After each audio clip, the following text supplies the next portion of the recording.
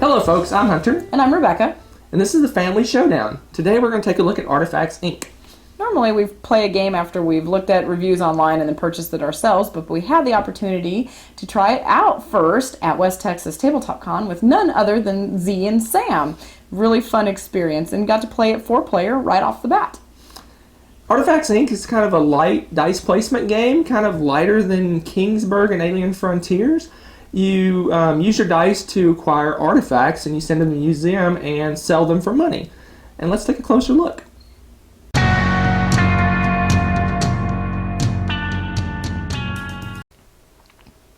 The object of Artifacts, Inc. is to collect reputation by buying asset cards, upgrading asset cards, diving for underwater cards, and obtaining the majority at the museums by selling artifacts, plus some endgame scoring that we shall explore later. So let's look at the areas of the board. Each player starts with 4 cards. There is the Adventurer card, tells you how many dice you'll roll.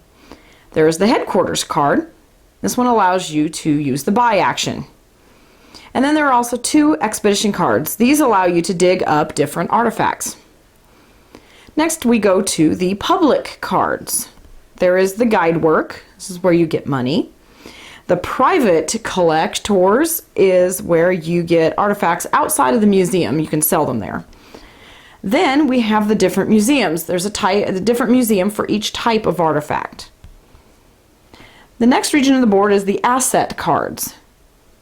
Here we use the buy action to obtain these cards and add them to our starting lineup. Notice that there are A, B, and C rows. Then there is the scoreboard and diving area. This is where we track our reputation and dive for underwater items. The last section is sections D and E. This is where you can obtain more dice to roll. Let's look at the gameplay now. The gameplay for Artifacts, Inc. is fairly straightforward. You simply roll the number of dice equal to the number of dice showing in your play area. Each player starts with 3 at the beginning of the game. These represent adventurers, so I would roll 3 dice, and then I would use these dice to go to various spots on the board. I can go to my play area, and there's some places over here in the rest of the board that you can go as well. The first spot in my play area I can go is the Headquarters, which allows me to buy and upgrade cards. I would simply put a die equal to 2 or higher on this spot to be able to buy or upgrade a card. You know that by the number at the bottom, and if it has a plus next to it, it means that number or higher. Some of them do not have a plus next to them, like this one just has a 1 without a plus. You have to put exactly that number to use that spot.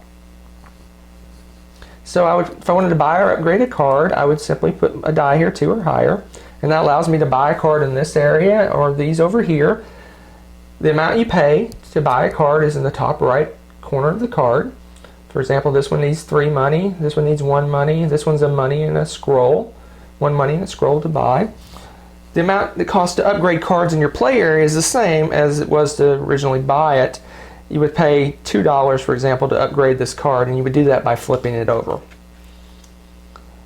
When you purchase a new card, like for example, if I paid $1 to buy this truck, I'd have to put it in my play area. I can either put it to the left or the right of my first row, or I could start a second row at the bottom, and you're only allowed to have 2 rows. And the reason this is important is because some of the cards that you score at the end of the game give bonuses for how they're oriented to other cards.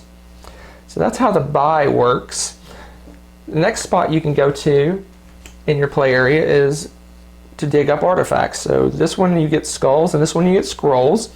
And what you would do is you would place a die here. So for example, a 3 or higher, I put on that spot right there, and that would give me 1 skull, and I'd represent this by putting a cube on my card.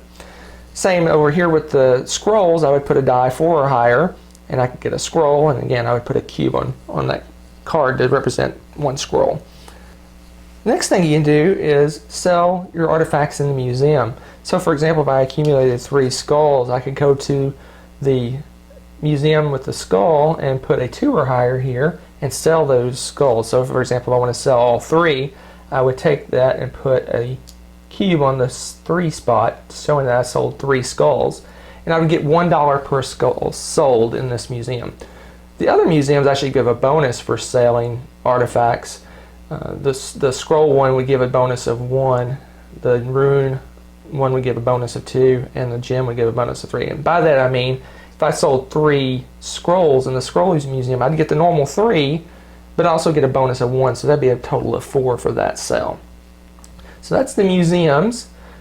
If you don't want to sell in a museum, you can go to the private collector and just sell your artifacts outright. You get $1 per artifact, and you get an additional $1 for every type of artifact beyond the first that you sold there. And by that I mean if you place a die here and you sold 2 skulls and 2 scrolls, you get 4 for those, and then you get an additional 1 because you have 2 types of artifacts. If you sold 3 types of artifacts, you get an additional $2. And if you somehow sold all 4 types of artifacts, you would get an additional $3. Another place you can go with your dice is you can simply put a die here, 1 or higher, any die, and you would get a $1 for doing that. That's kind of a last resort. I don't have anywhere to go. I'll go there and get $1. Another thing you can do on your turn is you can go diving for artifacts. To do this, you simply put dice totaling the number on the top card of the deck or higher, and then you would take that card and put it in your play area. Each one of these give you 1 reputation point, and also you can potentially get 0 cards that add bonuses for the number of artifacts you have of each type. So for pottery or the sunken city, or there's also the balloons that you can get as well. So that's basically what you can do with your dice. Once you do all that, you go until someone has accumulated 20 or more reputation points. As soon as someone passes that 20, you finish up everyone's turn. You know who the first player is by this card. You make sure everyone has equal turns. You get your in-game bonuses for the 0 cards, and then you also get bonuses for having the majority in each one of the museums. The bonus you get is at the top right.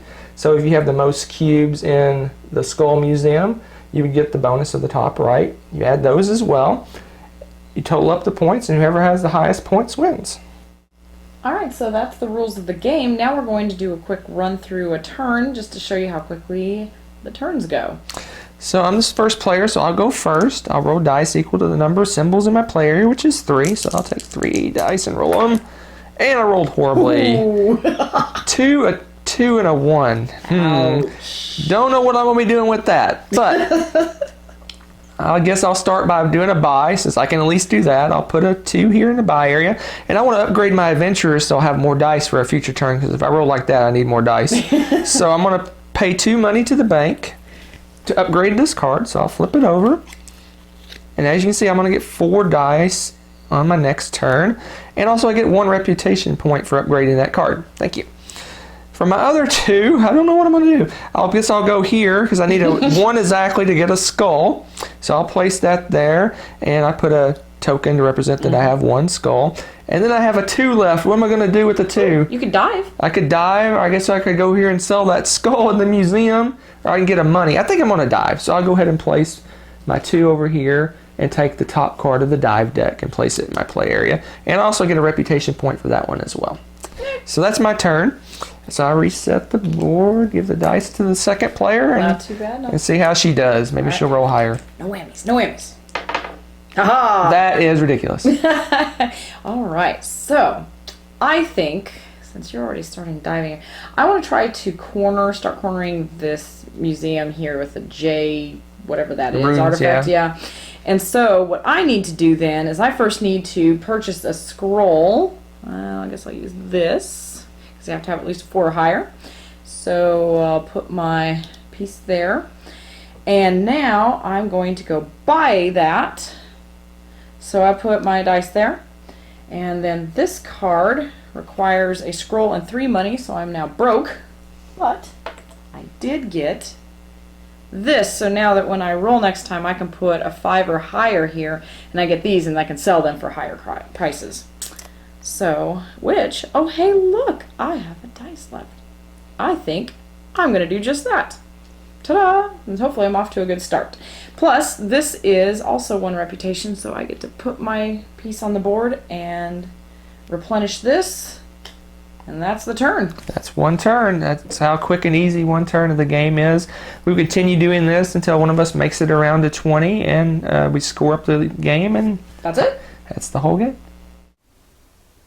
As you can see, Artifact Inc. is a pretty light game, a great introduction to dice placement, lighter weight than I would say Kingsburg and Alien Frontiers, a very easy game to teach, fairly quick game to play, really enjoyable. One thing that we didn't mention in the playthrough is this is set up for 2 players. To play 3 or 4 players, you just simply flip over the museum cards, and there's more places for people to make sales. That's the only variant there is for 2 players. 3 and 4 play exactly the same. And that's one thing that I actually like about this game is that the play is basically the same for 2 through 4 players, and it's easy that way. You don't have to remember a bunch of extra rules or variants. And the other thing I like about it is there are so many different ways to win. The paths to victory are many and varied. You can go through and do a lot of bonuses through the museum domination, because there's quite a few points you get at the end for that. Plus, the diving can really stack up. If you get some of these cards over here have diving bonuses that help you add up to the higher and higher numbers, so that you can get these. And there's a lot of bonuses for artifacts, plus the reputation scores just from obtaining the card itself. So that multiplies quickly. And there's a lot of little hidden strategies, like going for the number of dice. You can really rack up a ton of dice to roll, but by doing that, you're wasting time not doing the diving and purchasing cards. So you have to kind of judge, how many dice do I want to get? Is 4 enough? Is 5 enough? Do I want to stay with 3? I probably wouldn't do that, but you can jump right in and start buying things. So there's a lot of strategy, a lot of things to do. Really light, fun game. I actually prefer a 2-player because it's really quick. It's boom, boom, boom. You saw how quickly that 1 turn was for us. It's really fast. But even 3 and 4 players are really quick. It goes around the table really fast. It's really fun with no matter how many players you have. The only difference for me felt like you could get blocked out a lot more easily playing with 4 players. So your strategy may have to change a little bit because you can't do what you want to do. The options seem much more available to you as a 2-player. Right. So, and then for our warp factor scale, what would you give this? Warp factor. I'd give this one a warp factor 9. I would too. I think it's unanimous. Warp factor 9 for this one. It's a great game. Artifacts Inc. Give it a try. Thanks so much for watching the Dice Tower videos. Find more great videos and reviews, as well as our top-rated audio podcast at Dicetower.com. You can also find other great shows at Dicetowernetwork.com. I'm Eric Summerer, and you've been watching The Dice Tower. The Dice Tower is sponsored by Cool Stuff Inc., where you can find great games for great prices. Cool stuff in stock. Check them out at CoolStuffInc.com.